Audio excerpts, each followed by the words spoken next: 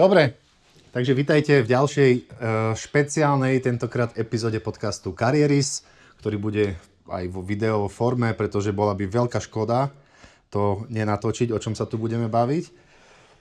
Vedľa mňa stojí môj kamarát Milo, ktorý je študovaný profesionálny kuchár, dá sa povedať celý život, a taktiež aj bývalý reprezentant Československa v kanoistike.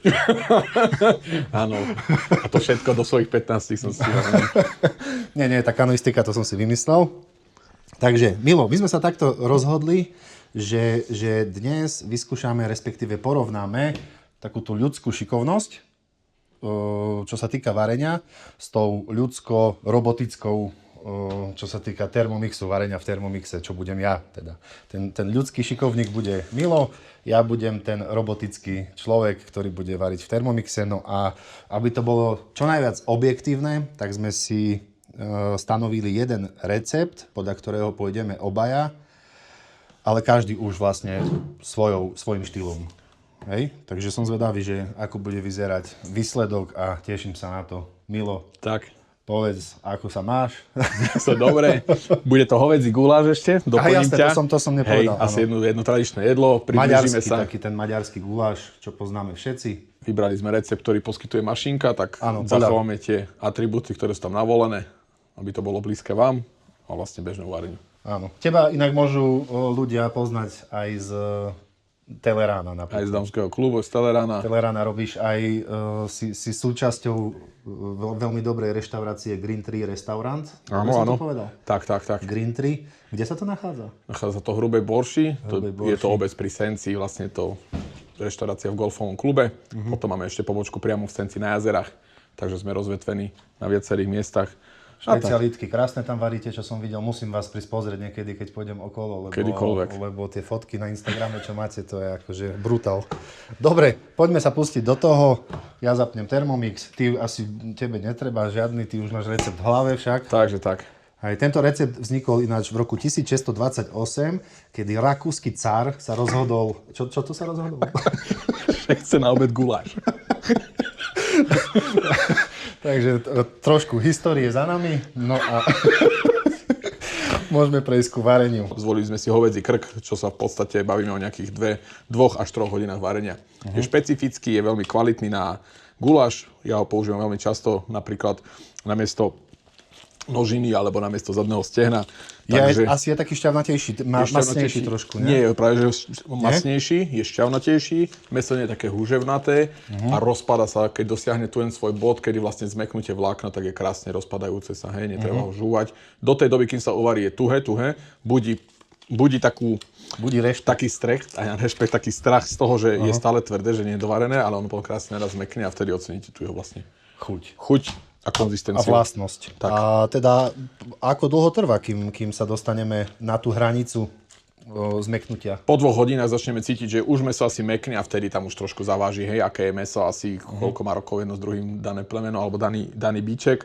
A tam sa už bavíme potom do 20-30 minútach nastane ten finálny proces, kedy budeme vedieť, že mäso je mäkké a už ďalej nevaríme, aby sa nám to celé neroztrieskalo, hej, na šalát. Dobre, super. Tak, môžeme začať. Ja si navolím recept v Thermomixe. Ja nájdem nože. Nože máš tu. Trošku sú asi tupé. Výborne. Ty máš rád tupé nože. Úplne pohode. Vyrežeme druhou stranou. Teraz som dal nabrúsiť nože kokos. Hej. A celá kuchyňa radom. Vrátane mňa. Sme pekne ocajchovaní, no ale tak to patrí k tomu. Hej, no. Jak to raz dáš, tak to ide. Stalo sa ti nejaké také zranenie počas tvojej existencie v tomto fachu?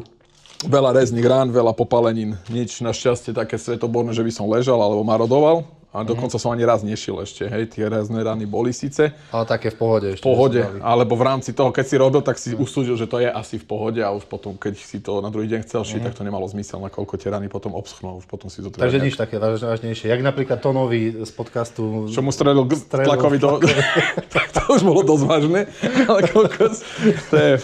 Inak, keď je maďarský guláš, to je, myslíš, že z Maďarska, alebo to len tak nazývajú Slováci? Lebo napríklad segedinský guláš, to je podľa mesta Segedin. Podľa Segedin. A keď som tam bol, tak tam nikde nemali segedinský guláš. Hej? To je ako parížsky šalát v Paríži. Tak, hej, alebo španielské vtáčky u nás. Hej. Ale vo finále je to skôr nejaké tie segediny skôr dostávajú privlastky od niečoho iného. Myslím, že segedín je rozobratý podľa nejakých slov, že tá história je tam nejaká, ale skôr sa to viaže, že tie jedlá vznikali na našom území, šťastie na našom území, Rakúska, Uhorska niekedy, kde tie vlastne dolná zem, vrátane, aké čo bolo Uhorsko, dnešné Maďarsko. Dolná zem, to je aj dolnozemský guláš. Dá sa povedať, tak? Hej. Takže skôr pramení tam skôr táto história, ale asi možno by mi to niekto aj vyvrátil z týchto historikov. Jasne. Ale tak historici toto nepozerajú našťastie. No, tebe to naseká mašinka všetko, my si to musíme ešte ísť takouto hrávou ručnou formou. Ja musím 3 stručiky cesnaku teraz niekde nájsť. Here you go, nech sa ti páči. Jeden ti ešte dáme dade. A ty máš? Ja už som si nakrájal 3, dobral som si viacej, niečo aj pre teba. Sorry, to, že nebudeš mať. Inak vieš o tom, že sa dá pretlačať cesnak cez to pučítko s tou šupkou a ona ti ostane tam? Dá sa, áno. Ale vždy dostane sa nejaký fragment, ktorý potom môže vyrušovať aspoň pre mňa. To chuť? Také, nie, fragment nejaké tej šupky prejde stále. Keď ho nájdeš v jedle a potom ti vojde do zubov, je to taký rušivý element. Ty si to rýchlo očistil, to by mne trvalo dlhšie trošku. Takže 3 stručiky cesnaku, ja už mám, hej? 3 snitky čerstvé petržele omité, osušené. Takže to je tu. Nech sa páči. Ale počkaj, čo je snítek? Toto mi vysvetlí, minule som to tiež nevedel. Snítek by mal byť táto časť, táto vňať, snítka. No ja viem, ale jeden listok, alebo celý 3 snítky, 3 celé lístky by to mali byť. 3 celé lístky, dobre. Tým na tento pomer asi je stačí, no. Takže hodím to tam. Vrchovatou čajovou lžičku kmínu drceného. Kmín drcený, to mám tu. Dobre, takže dám vrchovatou čajovou lžičku kmínu a ty si vlastne pripravuješ takto vedľa a potom to dáš všetko asi do hrnca naraz. Tak. No naraz nie, ale má to svoju postupnosť. Hej. Takže ja idem takto. Kmín drcený, OK. Čajové lžičky, citrónové kúry. Najlepšie bio. Čo nám k tomu? Toto som ti vyvrátil, po vstupe to síce je, ale ja som povedal, že na to kašlíme proste. Citrónová kora. Citrónová kora viem, že je horká, takže to vôbec tam nechcem takúto chuť. No je, veľa ľudí robí chybu to, že začne strúhať ten citrón a jeden zástruh a mal by sa to citrón pretočiť, lebo ako náhle zastrúhnete do toho bieleho, to je tá horká chuť, hej. Čiže tam je ten figel potom skrytý. Takže mám nasadiť víko, ďalší. Inak ty si spomínal, že máte v kuchyni tiež, nie? Tento Thermomix, ale že... Máme ich viacej týchto, ale ako tam sa neriadíme týmito postupmi, skôr to využívame na tie omáčky, ktoré sa tým dajú pripraviť, oleje rôzne a rôzne skôr také tie prvky, ktoré slúžia najskôr na... Krémy nejaké tam nerobíte? Krémy dajú sa, ale v tom pomere v tej kuchyne, pomer výkon, hej, a pomer objemu tejto nádoby, urobíš si tam čo, 4 porcie, hej, keď my potrebujeme prejsť za deň 20, 30, 50 porcií. Takže to je skôr také, že taký pomocník na tie krásne farby, ktoré vo finále máme v tých jedlách, alebo cestách, alebo cestovinách. Takže áno, je to použitočný pomocník, ale treba ho rozlišovať vlastne ho užite v domácnostiach a Jasné. vo veľkokapacitných kuchyniach. Takže pomôže to aj profesionálnym kuchárom v niečom. V niečom to pomôže, určite, samozrejme. OK, takže mne to tu rozmixovalo úplne, že na bláto teraz. Neviem, či to tak sa má robiť. A teraz to mám akože pšendať do misky, hej? Jak mám toto pšendať do misky? No, najlepšie silikonovou lyžicou, že vytrieš boky všetky a... Hej, ja mám takú onu. No. To bolo k tomu... Taká môže byť? Krásny hrnček. Si ho vyhral v tom bole? Koľko zlatý okret, tu sa žije v Poprade, ty kokos. Piči. Kokos my pijeme z keramiky, ty kokos a pán tu má. A čo ty inak... Kedy si prišiel do Popradu? Včera večer, kvôli tebe som tu letel. Ale hej, som do večera kvôli tebe, jasné. Však čo nevymýšľaj si. Však to nič nie je, na čo som tu chodil. Ale nie, ja som rodený Popradčan, sorry. Išiel som pozrieť aj našich, pozdravujem. Dobre, mám to pšendané do misci, ale myslíš, že by som to mal vyčistiť teraz? Ja si myslím, že nie, tie chute nech tam ostanú. Šikovný si. 450 gramov cibule na štvrtky. Netreba mi na štvrtky, ale neviem, že či ty máš dostatok potom. Ja mám dostatok. Hej, dosť veľa tej cibule, ty vole. Cibula je ten secret toho gulášu, hej. Obecne platí, také, keď sme varievali, že dáš pomer cibule rovnaký ako mesa, ale nie je to až tak správne, lebo tú cibulu potom tam už môcť cítiť. Preto je dobre dať polovicu z váhy mesa, čiže tu na to aj tak reflektuje. Hej, máme 800 gramov mesa. Takže je to pravda, že nie je 1 k 1, ale 0,5 k 1. Tak 1 ku 2 pomer by som zvolil cibule, hej. Teda. A je to fakt také, že vyvážené. Tak cibula, keď sa dobre zarestuje, jednak nám zahustí ten guláš, nemusíme použiť múky a blbosti okolo toho. A je krásne stabilný stav cibulou, ona keď sa do hlbov varí, sa rozpadne a nevidno ju tam. Len sa musí správne zarestovať, aby tam neplávali tie biele vlastne časti, ktoré keď sa nezarestujú, tak budú vidno až do konca.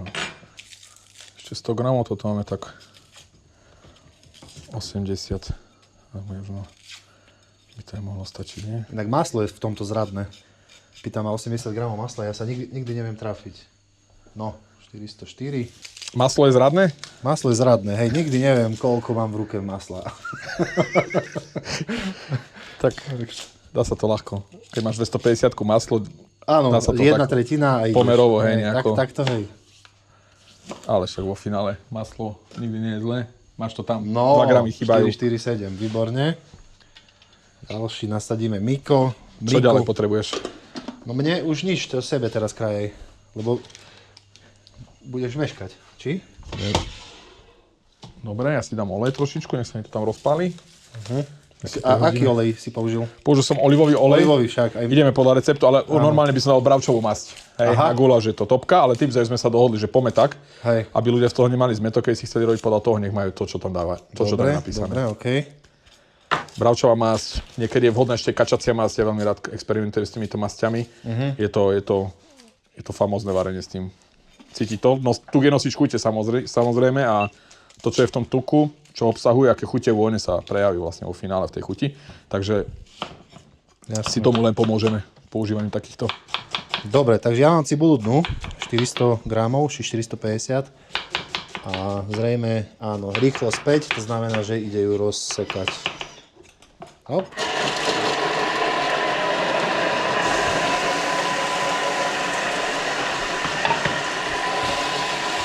Tu sa už cibula práži v hrnci. No, ja som hotov.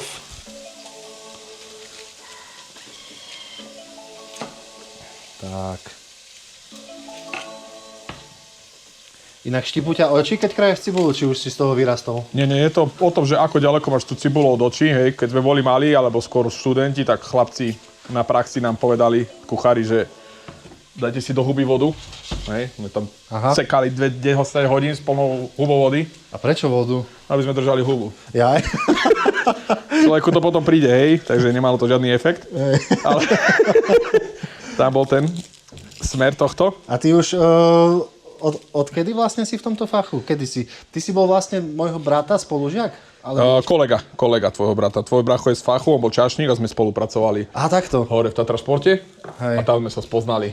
A vlastne my sme sa tak spoznali cez našich mladších, no ty si mladší bracha, cez brachovcov sme sa spoznali my zase. On bol tiež v podcaste. Áno. On zabíjal bykov, nie? Oni hovorili o tom Rakúsku. Strach a hnus v Rakúsku. Strach a hnus v Rakúsku. A furt tam je, nie? Spokojný. Pozdravujeme ťa, David. Ja ťa nepozdravujem. Dobre.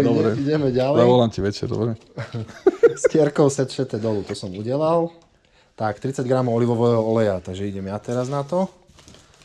Tu niekde. Kúpil si extra virgin, hej? Hej. Nie je to dobré dávať extra virgin na varenie. Prečo? Akože kľudne ho daj, lebo extra virgin je jemný, hej? Čiže pri neznesie vysoké teploty, prepaluje sa, hej? Ten bod prepálenia je potom veľmi nízky a degraduje ti jedlo. Karcinogénne látky a tieto srandy, hej?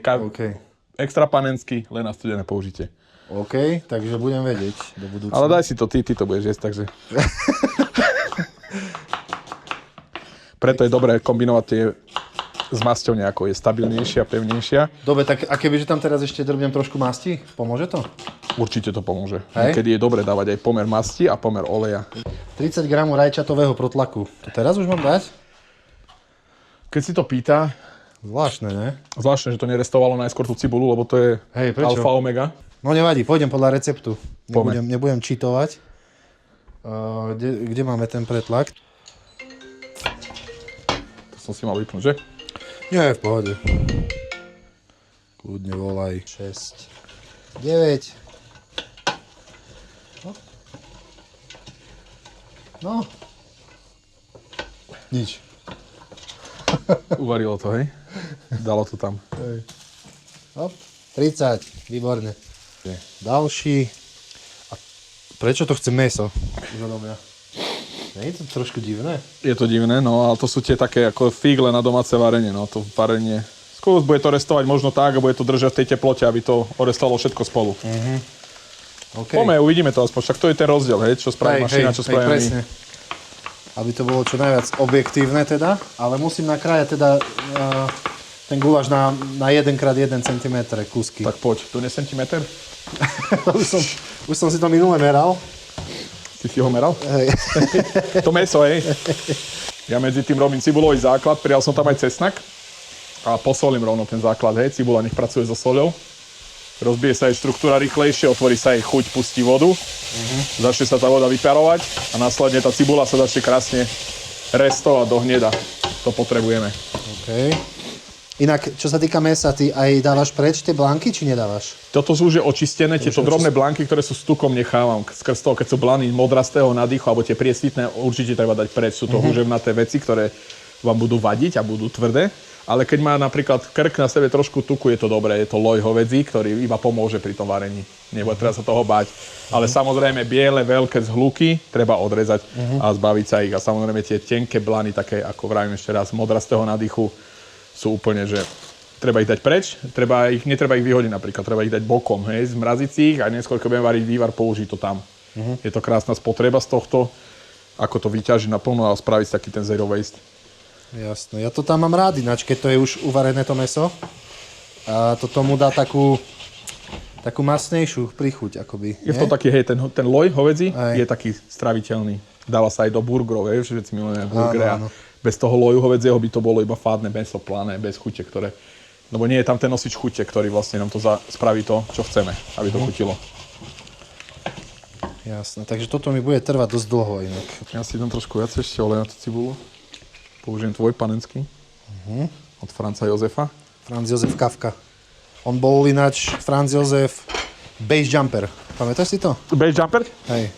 Neviem, už som sa odsťahoval vtedy z Popradu, keď to robil. Už som trávil v Írsku čas, takže neviem. Nesledoval som to, ešte neboli sociálne siete vtedy. To začia z Veľkej Moravy.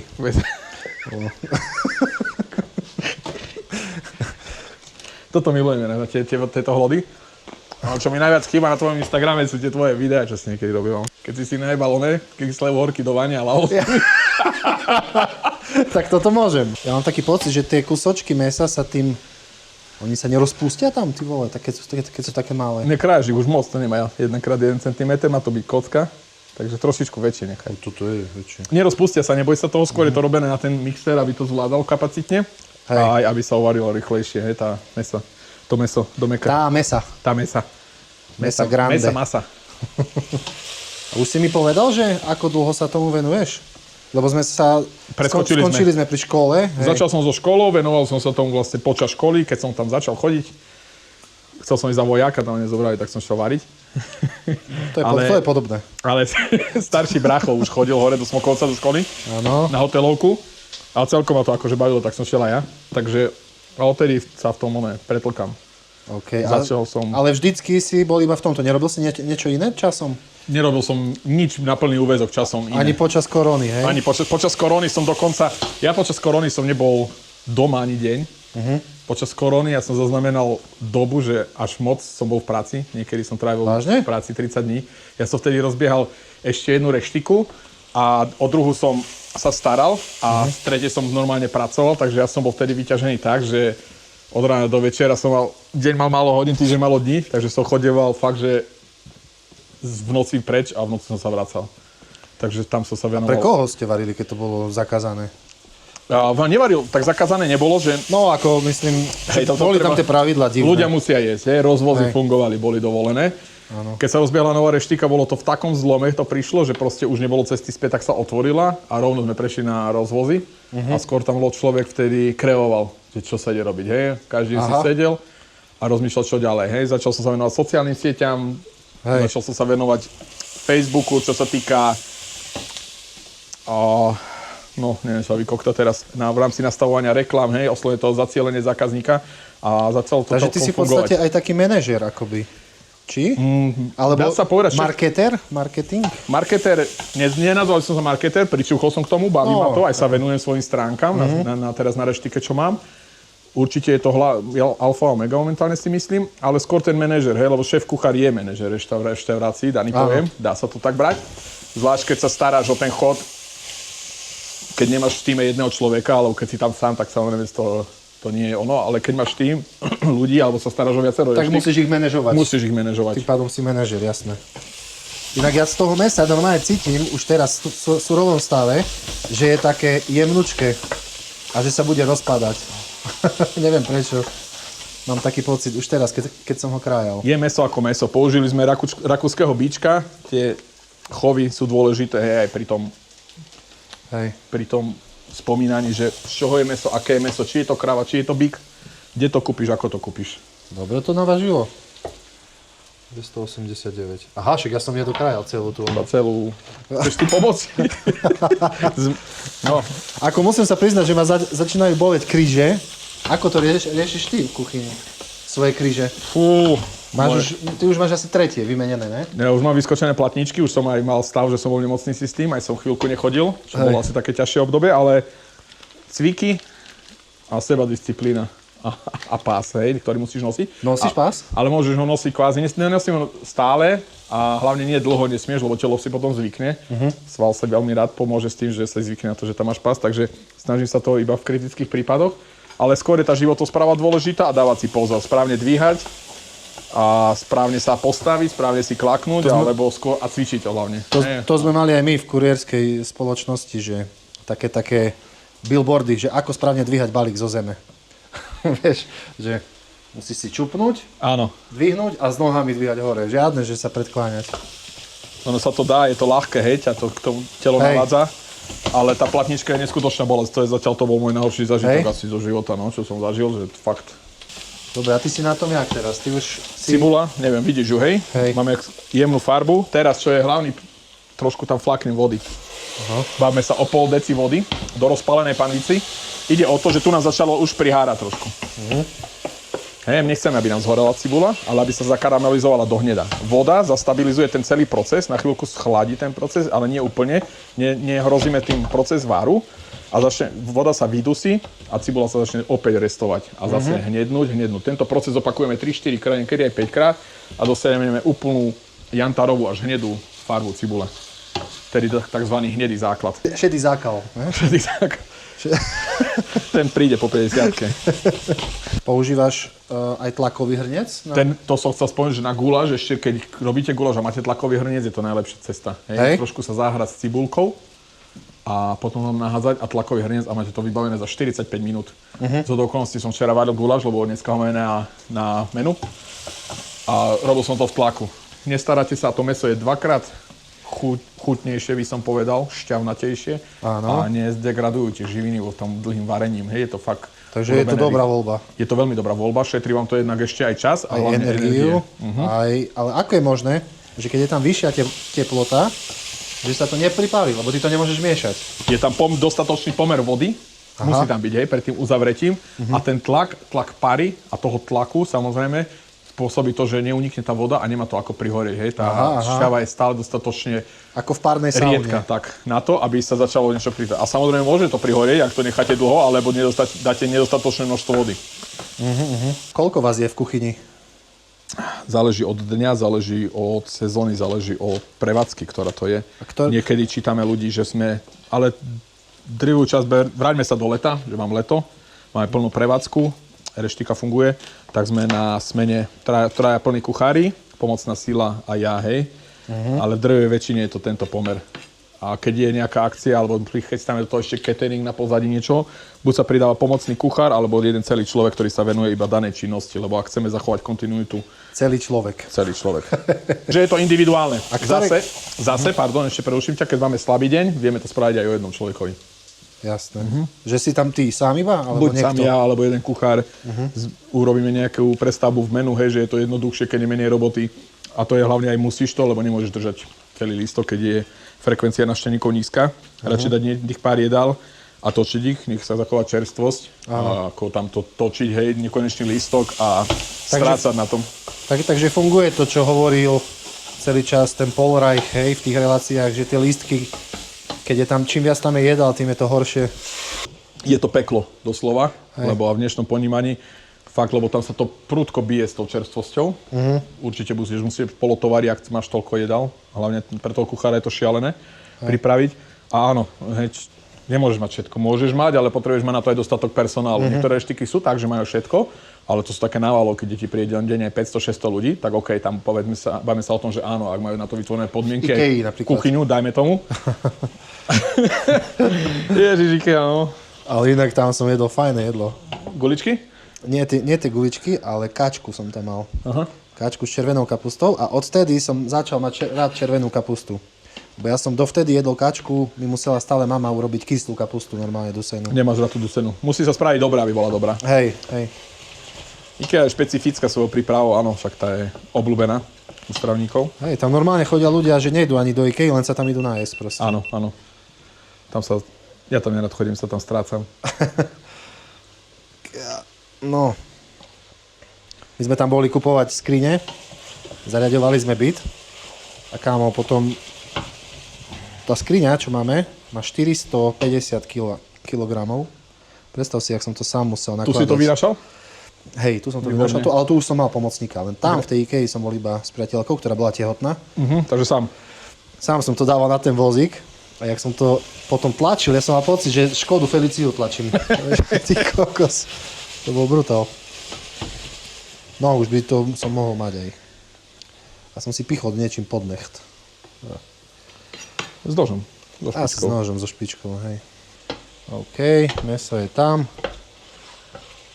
Zvláštne, že tú cibulu nechcelo orestovať skôr, lebo, to som zvedavý. lebo pri segedine to urobilo, hej. A teraz čo?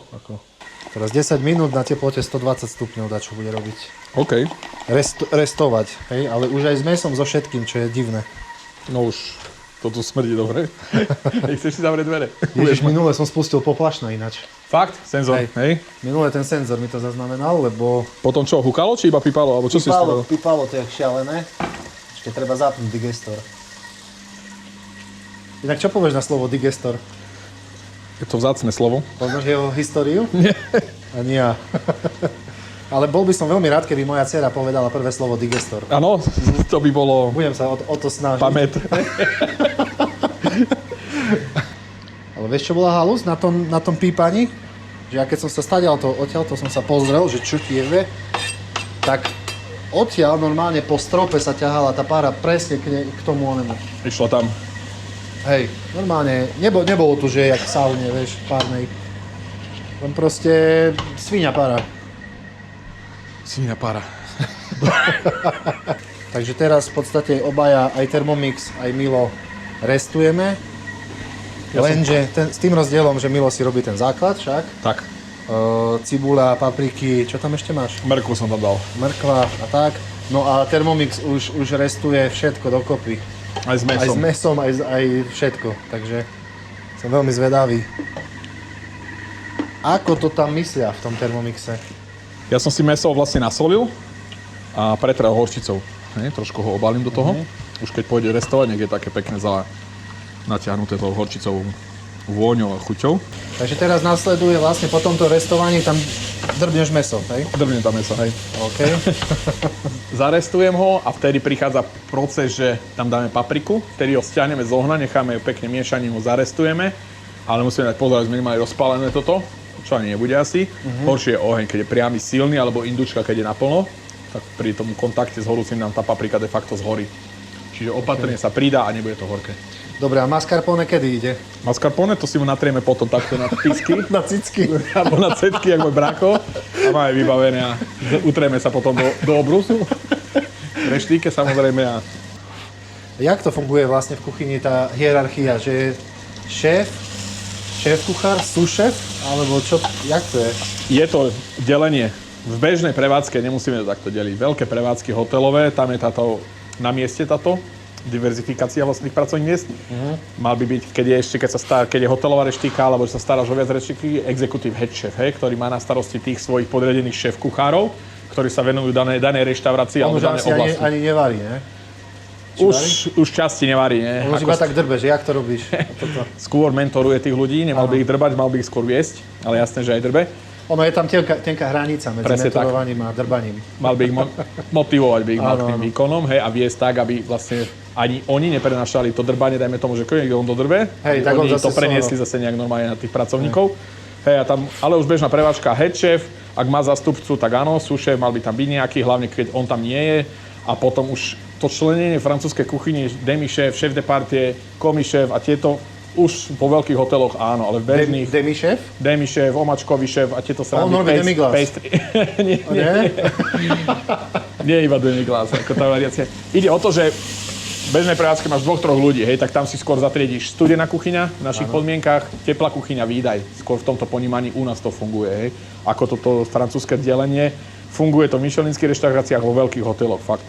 V zahraničí, keď som bol v Írsku, tak tam to fungovalo, tam sme mali roztriedenie pastry šéf a všetci títo, ktorí sa venovali len danej sekcii, ale dneska platí, že mal by ten človek vedieť všetko, mal by aj si pekne vedieť zastúpiť toho ďalšieho a mal by zvládať niekedy kumulovanú funkciu, lebo v dnešnej dobe to je zázrak, ak prídu všetci do roboty. Aha, hej. no to je pravda. Hej, zamestnanca to na jednej strane nemá čo zaujímať, ale proste to je fakt, ktorý dneska je a zase keď nemáš ako vykryť tú druhú stranu, tak buď sa toho chytíš, alebo vypadneš z kolektívu, hej, či už sám od seba, alebo Jasné. druhou mocou. Čiže je to také... To delenie, áno je, delenie má byť správne, má byť tam nastavená hierarchia a mal by ju určiť či už vedúci z prevádzky aspoň, alebo ten head chef. A mal by to zadeliť tak, aby sa to vedelo doplňať a aby to fungovalo hlavne. Zažil si aj nejaké hádky?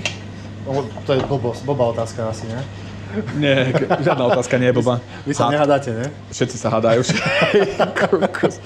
Neviem, to gastro je proste plno hádok, ale to nie je len v gastre, ľudstvo je také proste, sa hádajú, ľudia sa veľmi radi hádajú. Ide o to, či sa hádajú a rozumne, nejakú argumentnú výhodu, majú nejakú výmenu argumentov, alebo to už potom ide dostratená a už sa vyťahujú veci, ktoré buď navážajú sa na súkromie, nesúvisia, hej, alebo sa viažú na nejaké už ich osobné spory. Takže, a tam je dôležitý ten mentor, ten head chef, šéf kuchár, buď to zastaví, vyrieši to, alebo to nevyrieši a musí to niekde. Ale dôležité je zastaviť to v tom momente, aby to nepocítil zákazník, lebo priorita všetkého je poslať jedlo von. Ak nastanú spory aj medzi mnou, napríklad podriadeným, čo nastávajú, vždy sa potom riešia po danej situácii, nie v tom s horúcou hlavou, lebo to nefunguje a hlavne to... Strácate čas. A strácame čas. Restovanie máme na konci. Pane Bože. To jak vyzerá? Počkaj. Sa normálne bojím teraz. A nie, dobre. Meso. Čo je kokos? Dobre to je. Šalené. Toto čo je za recept pre Boha? Kašička. Ale prečo tá cibula... No, dobre. Ale znedla. Znedla.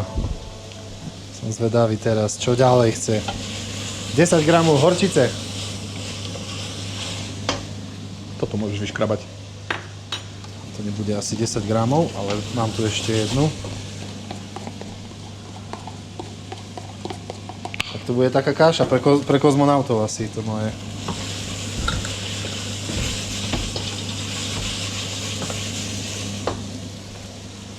No počkaj, ale toto je francúzska, nie? Že to nie je klasická tá plnotučná. Je to plnotučná. Dijon je úplne ostrejšia. No, Dijon áno. Ale... 10 gramov. Len ty máš od Svätého Miška a ja mám asi od Franca Jozefa. Dobre, dám 15. No, si tomu pribil. 20 gramov červené papriky sladké. To je tu, hej? No poď. Ale počkaj. Či to odváži. Takže môžeš to tam dať celé. Je to Myslíš? 20 gramov. Myslím, že hej. Dobre. Ale to už bolo ako navážené? Navážené, hej. Tak potom dobre to váži celkom. No na tých stranách ostal gram určite. Hej. Ale má to hodnotenie akože celkom v pohode. Hej, medzi tými ľuďmi. Ten recept, myslím, že má nejaký 4,6. Že funguje. Hej, tak ja som zvedavý, ale vôbec mi to tak nepríde. Pre bežného užívateľa, čo doma má problém naváriť si, úplne super. Ale to ja nie som kuchár a mi to príde divné, ten postup. Že, lebo takto presne sa to má restovať, tá cibula. Lebo sa tomu venuješ. Môže byť. Hej. 2 špätky pepše černého mletého. Čo je to špätka? Štipka. 150 gramov červeného vína. Jaký rýchly je. No a tu je to zaujímavé, že vidíš, papriku to vôbec nerestuje, hej? Zamieša to tam iba. Lebo keď to zaleješ už vínom, už sa to ešte celé dusiť, ale okej. Pôjdem podľa toho, uvidíme. Ale až 150, nedám menej. Dávaj head, sa odparí. Kokos. To je fakt, že guláš. Toto. Teraz to chce 20 minút váriť. Jak to vyzerá u teba? Máme krásnu farbu cibule. Ja by som povedal, že už aj stačí. pekne sa nám opiekla aj paprika. Pridáme mäso, hej, je potreté tou horčicou, teraz ho zarestujeme. Tým, že je už tam sol, mäso pustí o chvíľku aj vodu. Tu necháme odpariť a vtedy pridáme papriku. Zarestujeme ju, zalejeme vínom a nechávame dusiť vlastne celý guláš. No a takéto veľké kúsky mäsa zrejme sa budú variť dlhšie. Tenkosťou sú trošičku dlhšie sa budú variť, ale krk sám o sebe je taký, že sa varí a potom zmekne rýchlo. Takže ja si myslím, že Takže krk je taký... nejaká pol hodinka bude rozdiel medzi menšími kúskami a väčšími kúskami.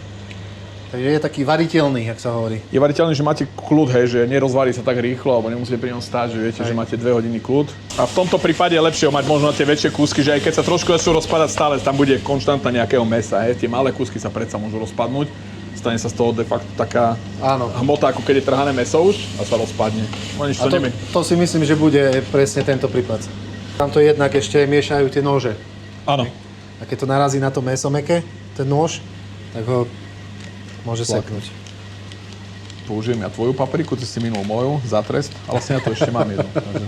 Teraz je veľmi dôležité dať tú papriku. Vidíme, že nie je to veľmi rozhorúčené, ale miešať, hej, že je to o tom, aby neostala niekde na hrane, ktorá je rozhorúčená, dajme tomu od ohňa a prihorela tam tá paprika. Ale takto krásne nech sa zarestuje. Tekutina sa vyparila.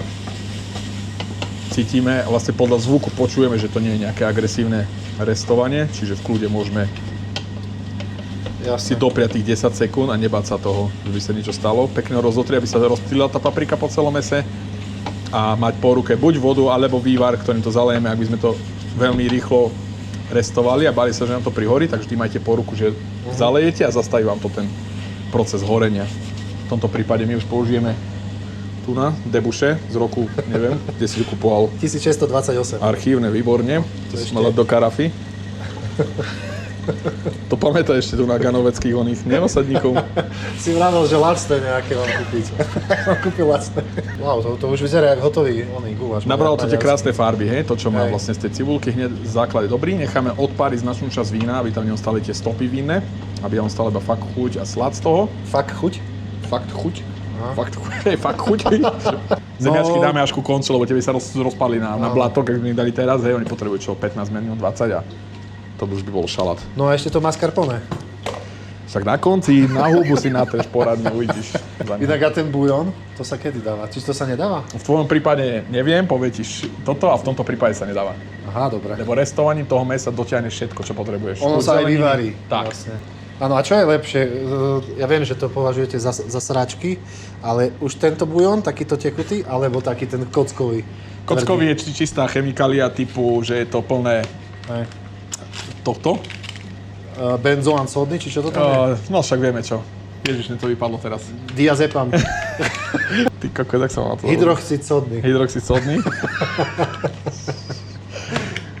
No, jak sa to volá, čo nikto nemá rád? Jak sa to volá? Kto vyhrá, kto povie prvý, má guláš u nás. Napíš do komentáru. A toto vyzerá, že to je niečo ako náš štýl vývaru, že je to zredukované. Čo sa dá robiť z kosti a vznikne nám také žiu. Také želatinové. Želatinové a to je de facto taký vývarík, ktorým to vieme dochutiť. Ale toto... To bude asi lepšie ako tá kocka, ne? OK. Báme sa, že to je lepšie, hej? Ale možno, že viacej napodobní tú chuť hovedzieho vývaru, ne? Je tam hovedzí tuk vyvarený 5,2%, hej, tak to je tam tá chuť v tej hovedziny vlastne sa doextrahovala z toho hovedzieho tuku, 5,2%. ktorá sa ti prenesie. Teraz je dôležité sledovať ešte, aby keď to víno sa nám vypári, aby ten guláš neprihorel. No vidíš, značne nám zmizla tekutina. Dobre, čo k tomu dáme? Knedlu? Hej, no, ja som to už mal dávno urobiť. Do prdele. A to ťa nevyzvalo? Nevyzvalo, lebo v tom recepte to není.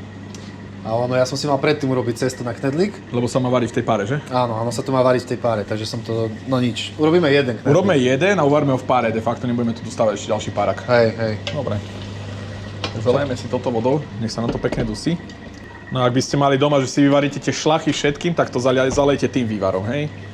Napríklad ja by som postupoval, že nezaliať to bežnou vodou, ale čistím si mrkvu, šupky nechám, vyvarím, hej. Čistím si cibulu, cesnak, šupky nechám, vyvarím. Stonky z petržele nechám, vyvarím a tie šlachy z toho mäsa vyvarím. Tým dostanem planý vývar, takzvaný. Planý vývar? Planý vývar to voláme, je to dobré na potom, že vlastne vyvaríš tie chute z toho.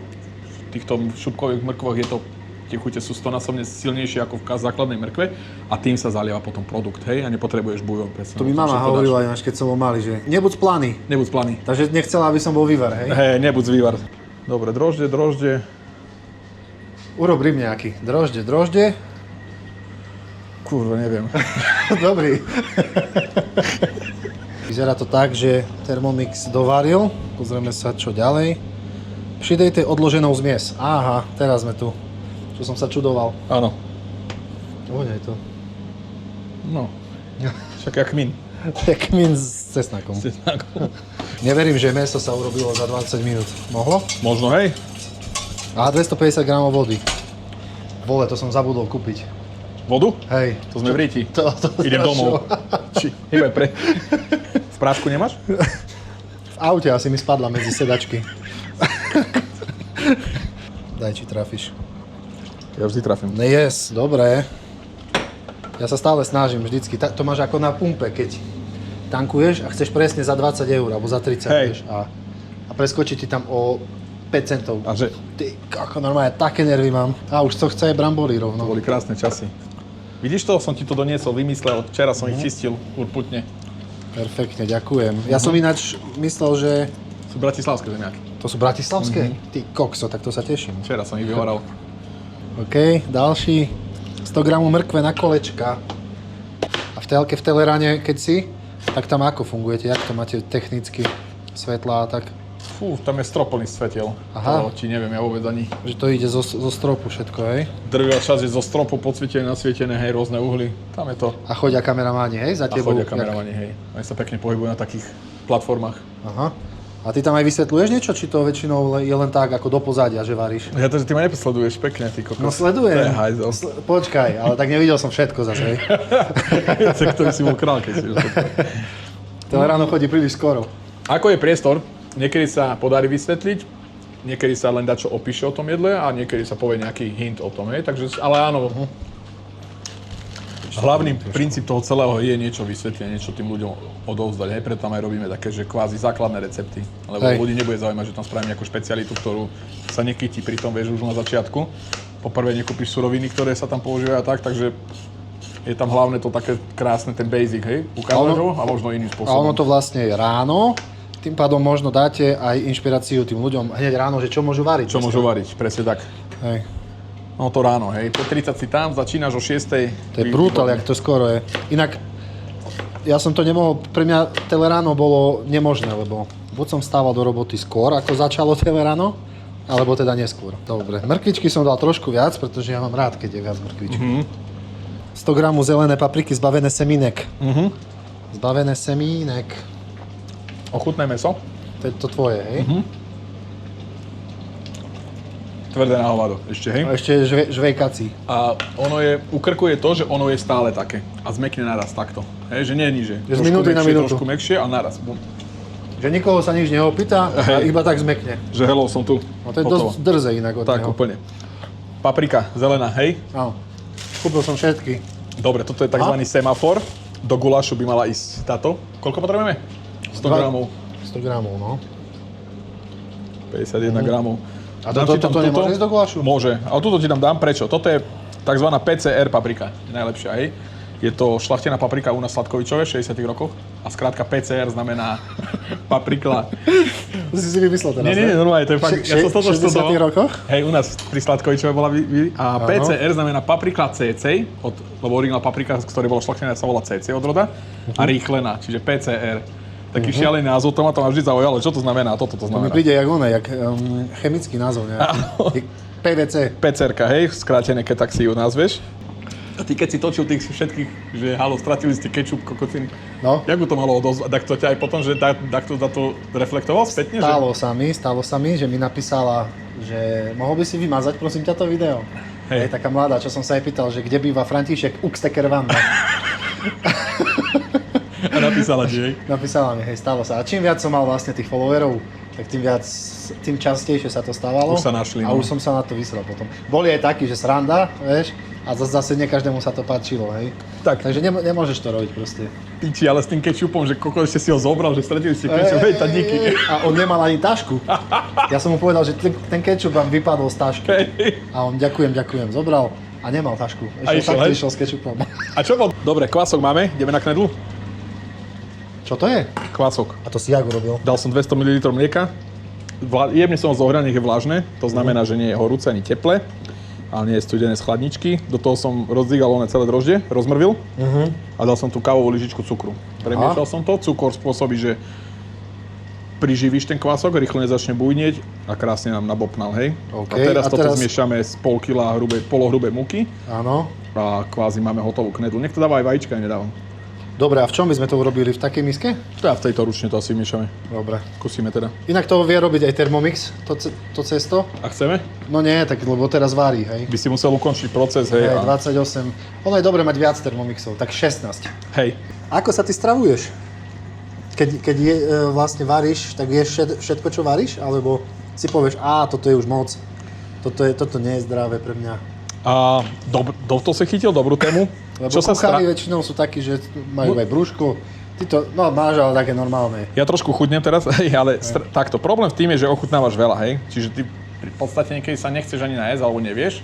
A niektorí s tým zase nemajú problém. Ja som niekedy najedený z toho, že za deň ochutnáš výdaj, musíš niekedy ochutnať z každého jedla, hej.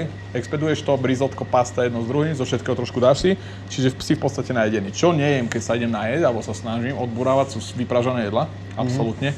Rezeň a tieto srandy okolo toho. Jasne, že si dám rezeň, hej. Ja som ešte navyše bezlepkový, takže ak si ho dám, tak raz za mesiac, možno raz za 2 mesiace. Bezlepkový? A čo ten knedlík? Však budeš jesť ty, ja sa budem pozerať. Ty? Ja jem všetko, okrem tarhoňa a cvikly. Tarhoňa? Neznášam tarhoňa. Fakt? Aha. Lebo ale to bude tým, že mám z detstva zlú skúsenosť. Keď som bol v škôlke, nepohneš sa odtiaľ, dokým to nezieš, vieš. A ja som sa tou tarhoňou, sa chcel zhrať. Som natlačil tarhoňou a som to vyzvracal všetko. Takže Výborne, áno. Tak. Odtedy nemôžem. A cvikla, presne to isté, škôlka. Takže nie je dobré deti nutiť jesť. Nie, lebo sa to pretaví niekde, no. Presne, sa to niekde potom dostane a budú také, no ako ja. A to nechcete mať také deti. Necháme cesto nakysnúť. Máme ho ako tak, ešte si ho spracujeme. A môžeme to dať nabiť. No ukáž to mäsko. A ešte je tvrdé. Ešte není? Ale na schvál ti dávam oskúšať, že by si vedel, že potom nárad, ak to zmekne. Že je to fakt, že... Aha.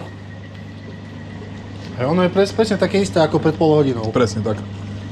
A ono to povolí asi tak, že tak Keď som s ním začal pracovať a kedy s tým krkom, fakt presne som sa potom zlákol, že to je tvrdé. A potom sa to zmenilo. Milo, a zažil si ty nejaké, určite si zažil, ale či si spomenieš teraz nejaké také absurdné sťažnosti zákazníkov? Že majonéza je masná. Ty kokos teraz, keď som si povedal. Majonéza masná? Majonéza je veľmi masná. Ale že ty vole, to bolo presne ešte v Írsku a na sendviče sme robili taký sendvičový bar a jedna pani, že ona chce tú menej masnú majonézu a že akú, že kokos, že máme dva, hej, že jednu je low fat, ale že to je masné, že proste bez masti. A že kokos to neexistuje. A oni tam išli svoje, hej, keď bola presvedčená o svojej pravde, tak išla svoje. A tam to tak veľmi to tam vrcholilo aj s tým, že ako náhle bol zákazník nespokojný, veľakrát sa robilo okamžite, buď sa to stiahlo z účtu, buď sa dala veľká zľava, alebo neplatil to jedlo, hej. Takže niekedy platilo aj to, že nechutilo mi to, hej. Nebola tam príčina, možno ten človek nebol naladený na dané chute, možno mu to fakt nechutilo iba, ale to mäso alebo to jedlo spĺňalo všetky atribúty, že nebola tam chyba, ale aj tak fungovalo tých reštikách, že to nezaplatil ten človek. Boli potom samozrejme špekulanti a už to bolo potom na manažerovi. Že to zjedol a sa sťažoval. Áno, hej, že alebo si objednal jedlo, ktorému prišlo a v tom si povedal, to robili veľmi radi Američania, že som si, I changed my mind, hej, už to nechcem. Aha, že si to rozmyslel. Áno, a musel si ho spraviť, ale to jedlo už bolo spravené. Áno. Vieš, ako mu ho teraz dáš? Bolo vyexpedované, bola tam spravená tá práca. Keď sa tak z globále pozrie, však však mu to vymeníme, ale vo finále firma na to míne nejaké prostriedky. Jasné. Takže to boli také absurdity, potom sú bežné veci, ktoré sú aj opodstatnené, neopodstatnené, kedy treba prihľadať individuálne na každú jednu sťažnosť. Vždy sa stane chyba. Mal si aj takú skúsenosť, že ti nevyšlo jedlo proste a musel si odznova ísť? Veľakrát, jasne, však to je pokus omyl, možno sa fungovalo niekedy.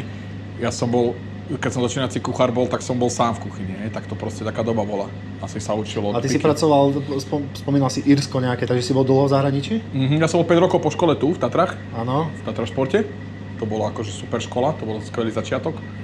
Tam sa človek osamostatnil, tam bola tá práca, že v tej dobe sa robilo sám v kuchyni alebo dvaja, ale niekedy som musel spoľahnúť sám na seba, tak si nemyslel na to, že ti niekto pomôže, musel si mať nachystané všetko, alebo si zhoral na tom výdaji, lebo úspech je 80% je príprava, 20% je ten samotný výdaj.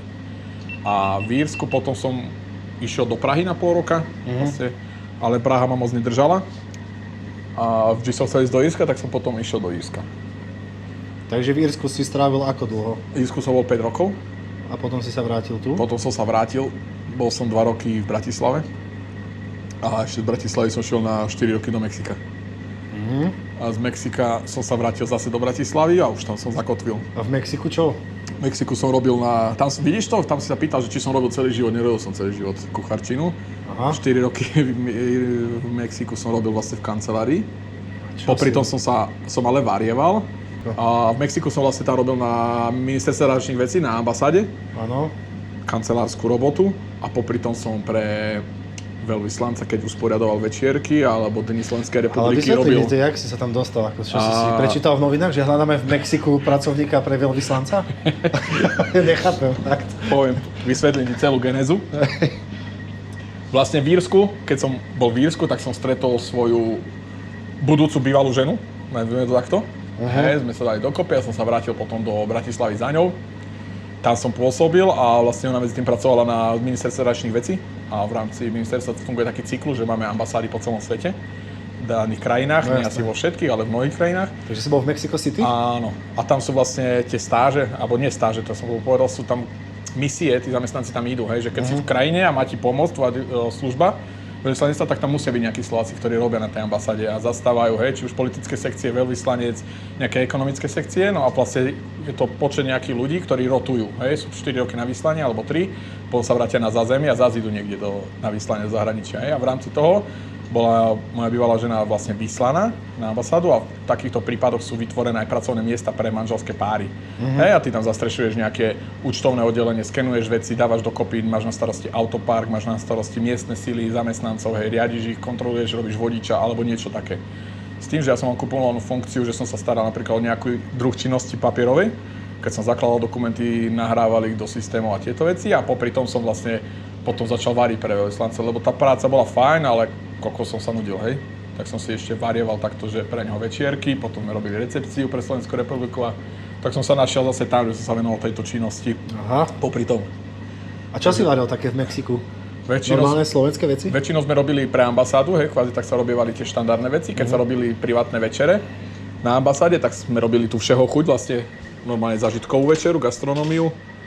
A plus sme organizovali aj veľké akcie, keď sa robilo 400-500 ľudí, 1000 ľudí recepcia, tak tam sa varilo vo veľkom, ale zase primárne slovenské jedlo, aby sa reprezentovalo. Nejaké mexické jedlá si sa nenaučil? Učil. Vlastne to som si šiel už po svojej osi, že som sa naučil tam svoje veci, venoval som sa tomu, priučil som sa nejaké stáže a takto. Lebo tá mexická kultúra a tá kuchyňa je obrovská, práve že to tak som využil to, že som tam bol. A pikantná.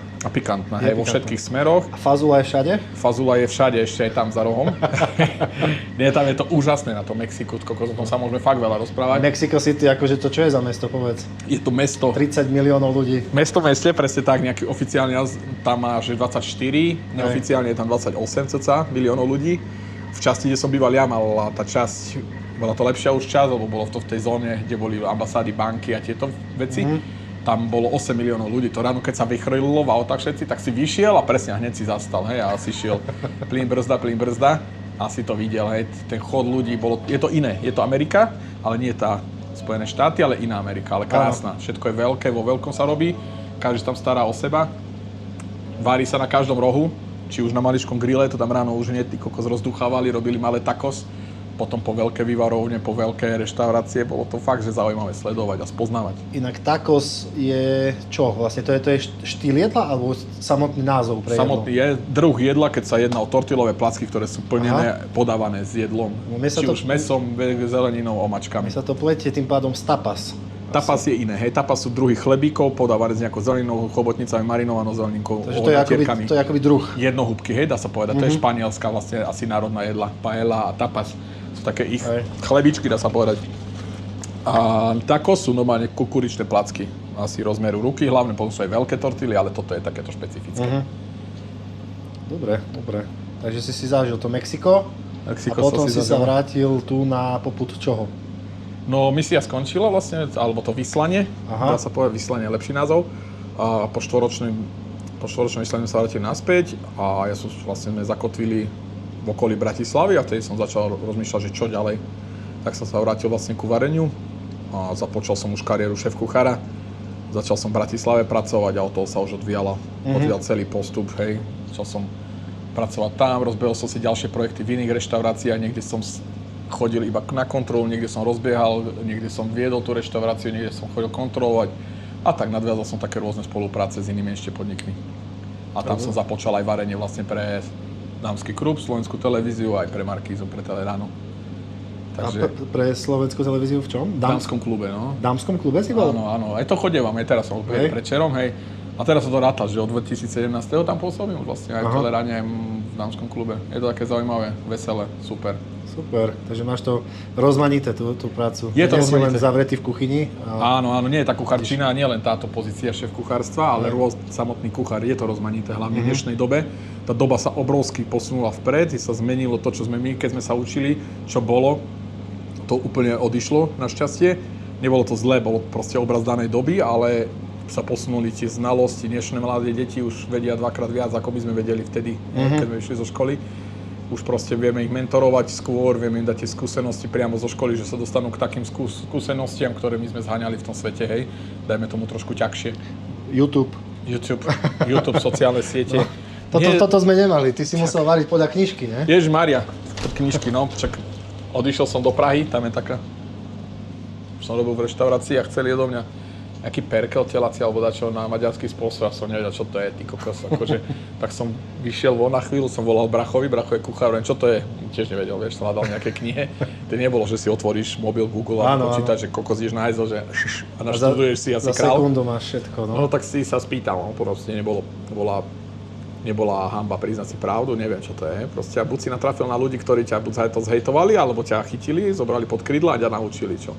A v drvej väčšine sa vo svete, aj tu v končinách našich dali nájsť ľudia, ktorí sa o teba postarali, hej, že proste to brali normálne a odovzdali ti svoje skúsenosti, poprípade ťa posunuli tým správnym smerom. Tak by to malo byť. Tak to má byť a takto vidím aj ja vo svojej práci, hlavne aj keď robím tie telky a toto, a keď mi napíšu nejakí mladší chalani, že super, alebo dačo sa spýtajú, tak v tom cítim takéto tú satisfakciu, že OK, aspoň niečo dáme, hej, vedieť chlapcom.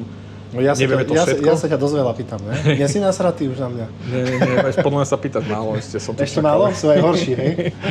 Nie, pýtať sa je základná vlastnosť asi ľudstva, hej? Čiže keď sa pýtaš, veľa sa dozvieš, keď sa nepýtaš, čo tu vypijeme fľašu vína maximálne, hej? Jasné. Bude viaznú debata, potom sa už rozviažujú jazyky. Takže to bolo tak skrátke, hej? Ono sa to takto povie, že preletí to, ale v samotný ten posun, napríklad už od toho Írska to bolo niečo, hej? Ja som tu bol, že čo, rekol. Bol som v tej Prahe, tam sa mi nepáčilo, vrátil som sa a Írsko som vždy túžil vidieť, keď som bol už dieťa, takže neviem prečo ma to tam ťahalo. Tak som sa tam zbalil a som tam odišiel. Zobral som si úver na to. Na čo? Na cestu? Na cestu, však jasne, zobral som si. No aj tedy bolo, však to boli ešte slovenské koruny, vtedy bolo euro, bolo že 45 korún, čo bolo dosť akože. Kúpil som si letenku, šiel som tam vtedy s bývalou priateľkou, sme z Prahy odleteli, pristali sme v Dubline a že a teraz čo ty kokos? Mal som so sebou slovník, anglicko-slovenský. A tá angličtina tam ale nebola moc taká, ne? Žiadne, ja som nevedel ani hovno povedať po anglicky, ale že doslova ani hovno. Tam bolo to, že fakt, že čo teraz, tak sme si, na každom slovníku máš hovorové frázy dole, že záväz ma na hostel, tak som mu to ukázal, som to nevedel ani prečítať. Tak sme to ukázali taxikárovi, že okej.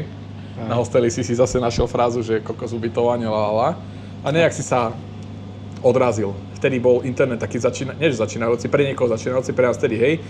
Bolo to, že bolo tam veľa otvorených kaviarní internetových, tak sme si sadli a začali sme googliť, hej, spoznávať Google a hľadať cesty, čítať nejaké, už vtedy ešte to bolo strašne v plienkach, hej, nejaké rady na internete, takže nejaké fóra. Áno, ty si nemal nejakú už vybavenú prácu tam? Nie, Ty si tam proste šiel iba. Nie, my sme sa zbalili a šli sme tam.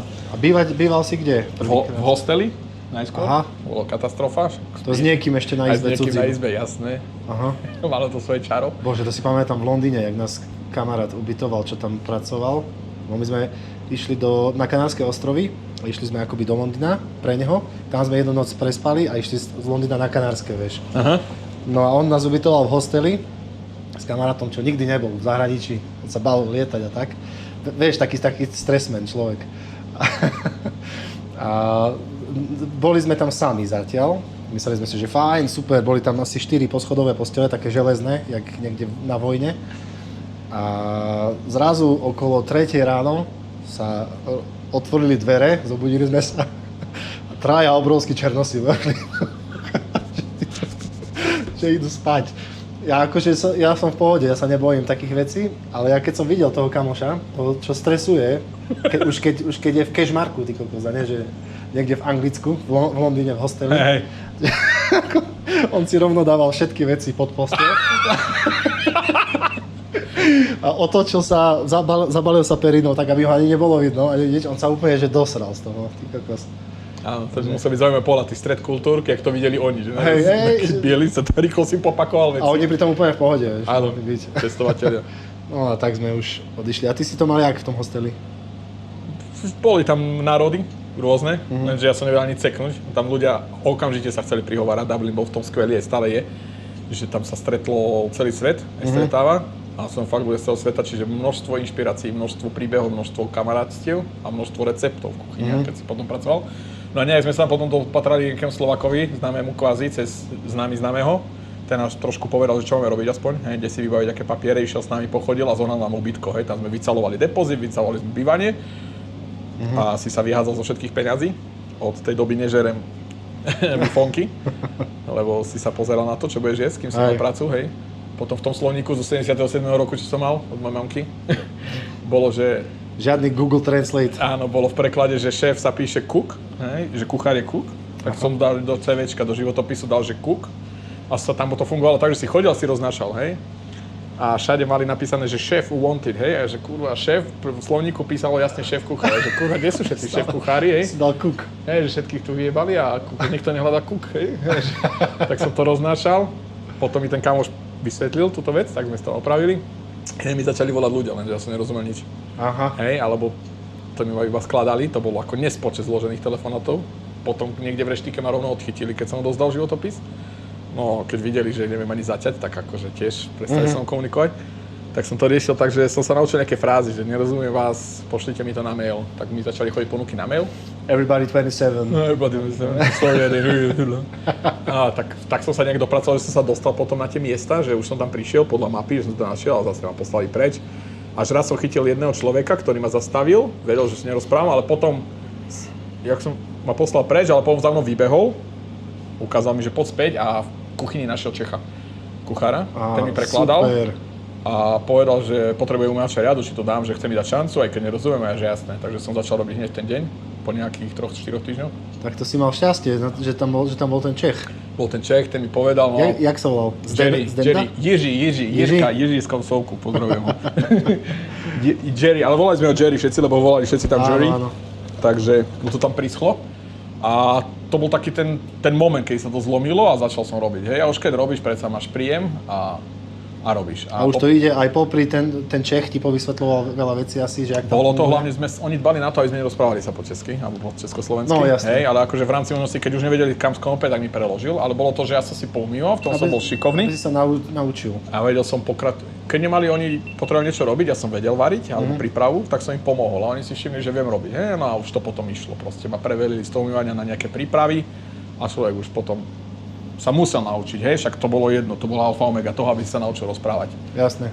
Takže ono to prišlo samo už. Keď musíš, tak musíš, si myslím. No, takže termomixový guláš už je hotový. Šelíte do hluboké misy a hneď servírujte. No. Nevyzerá to tak hrozne, jak som si čakal. Tie mieska sú také malilinké. Ty čo robíš, guličky? Guličky spravíme také. Chcel si jednu knedlu? Nie, dobre. Budeme také cecky. Knedlíčky umístníme tady. Aha, teraz tu mikrovlnka zavádza.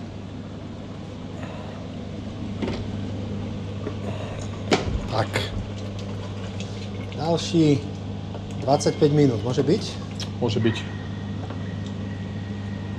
To už ráta s tým, že to nahreje najskôr ešte, nie? Áno. Hej, lebo 20 minút, plus minus 5 minút berie asi na nahriate, no. Aha, Okay. dobre. Ako ktoré, keď sú veľké knedle, musia byť dlhšie samozrejme, ale toto bude stačiť, nie sú veľké. Tieto nám podrastú, tie druhé budú ešte lepšie, lebo zatiaľ prekysnú ešte viac. Ideál to je. Takže za 20 minút budú hotové a dúfam, že je toto mäso. No. Ani vidím, že ty máš takúto farbu, echt, klasickú, toto je trošku iná.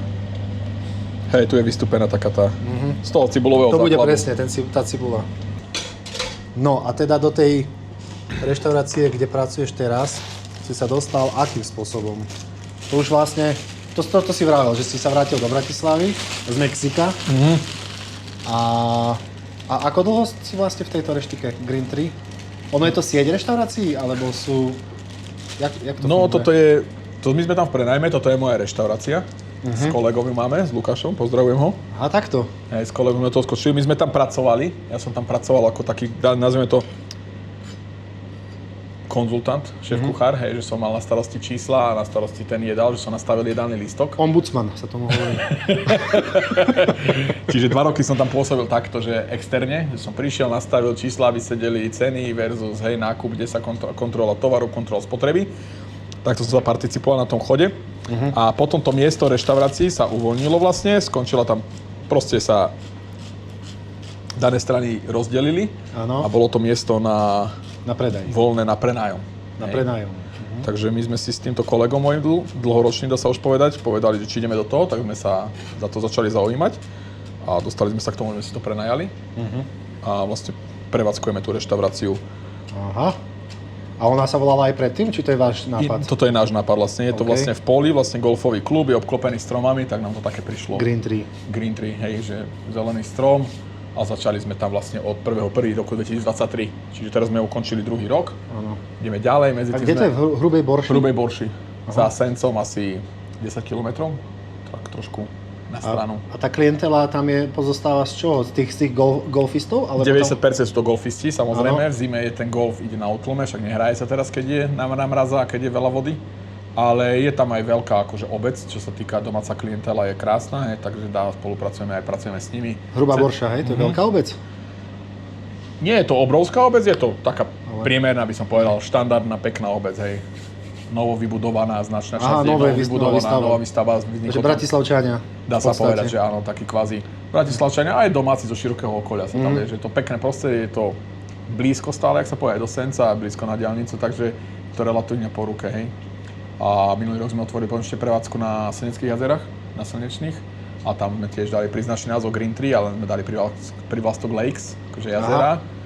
A tam máme niečo obdobné, tam je zase prevádzka celoročne otvorená, hej, vlastne hlavne tiež so zameraním na letnú sezónu, ale celkovo to je priamo v meste de facto, lebo tie Slnečné jazera sú začlenené do Senca, takže tam to takto žije. Dobre.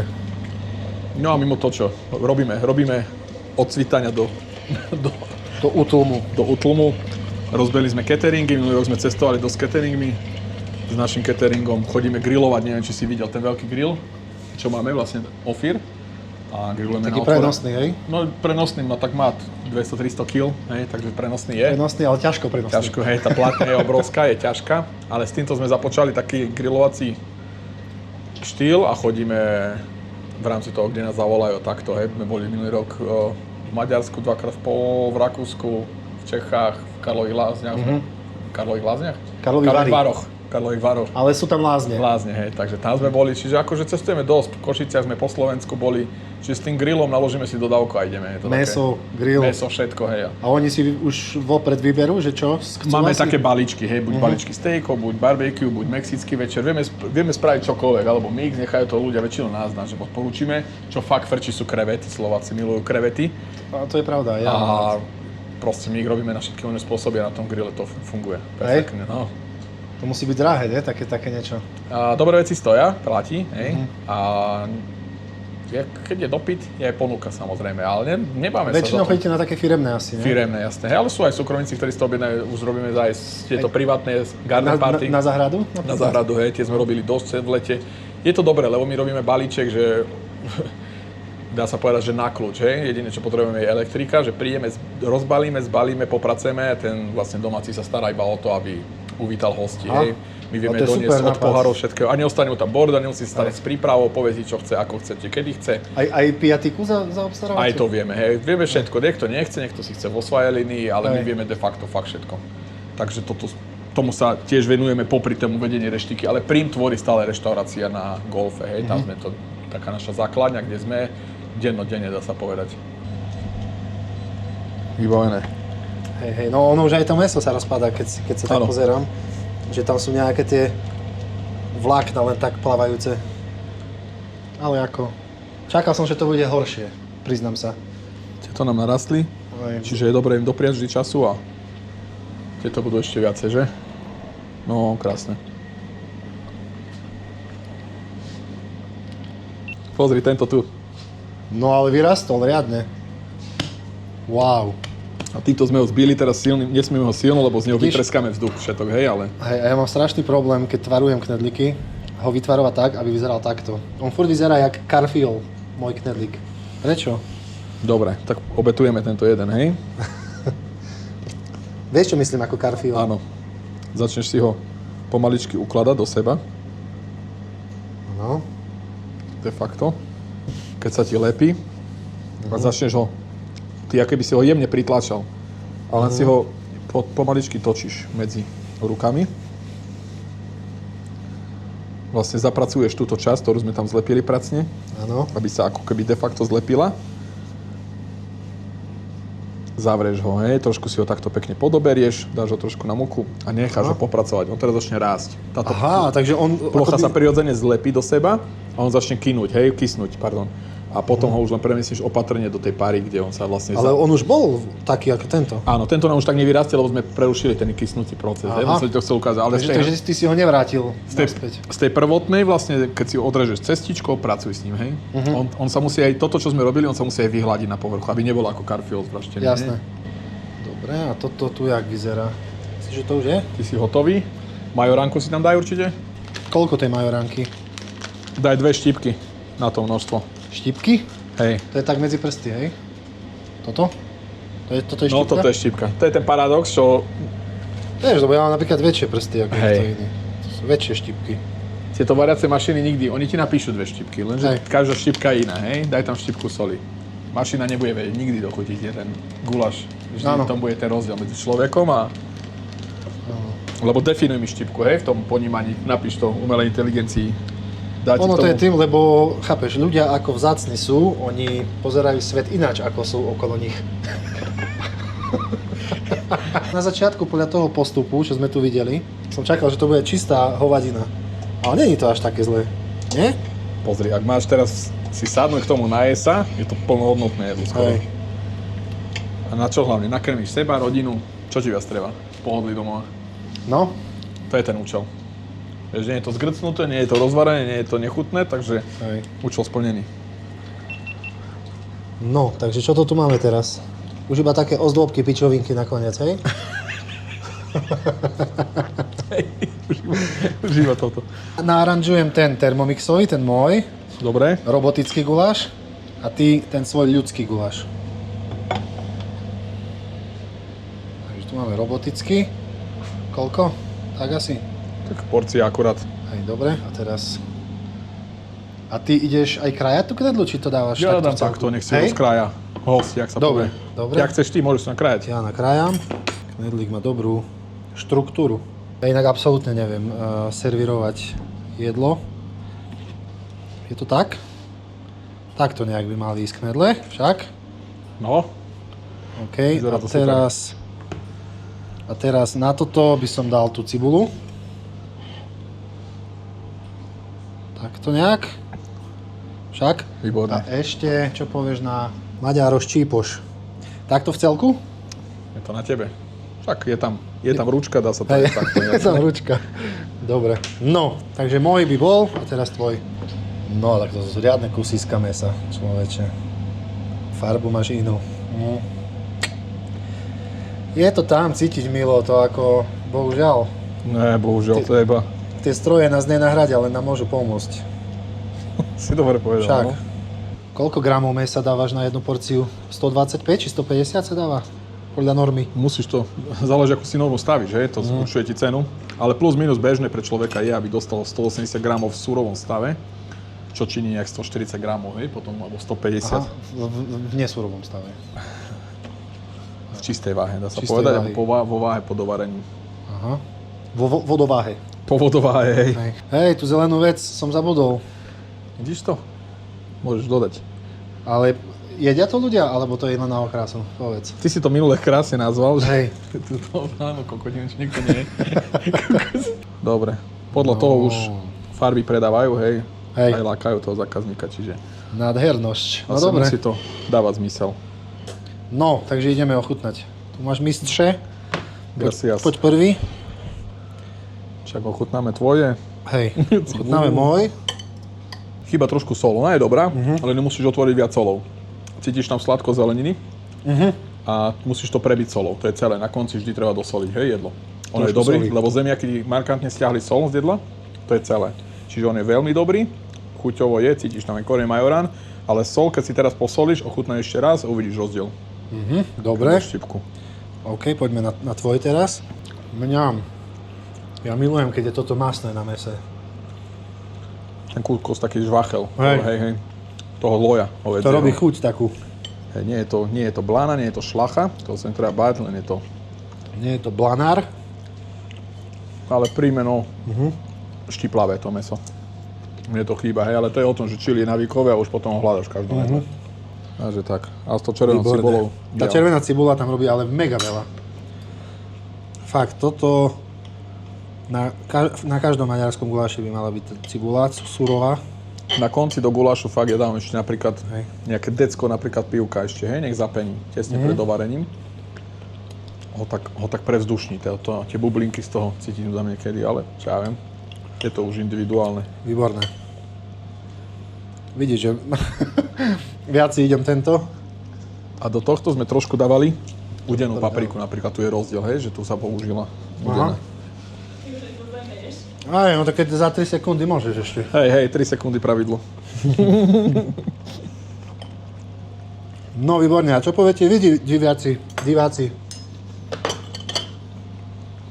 Podľa mňa je to jasné, aj výzorovo, aj chuťovo je tento guláš o mnoho lepší, ale treba povedať, že človek ako ja, čo nevie variť, dokáže v tomto Thermomixe navariť plnohodnotné jedlo pre 3 až 3,5 člennú rodinu.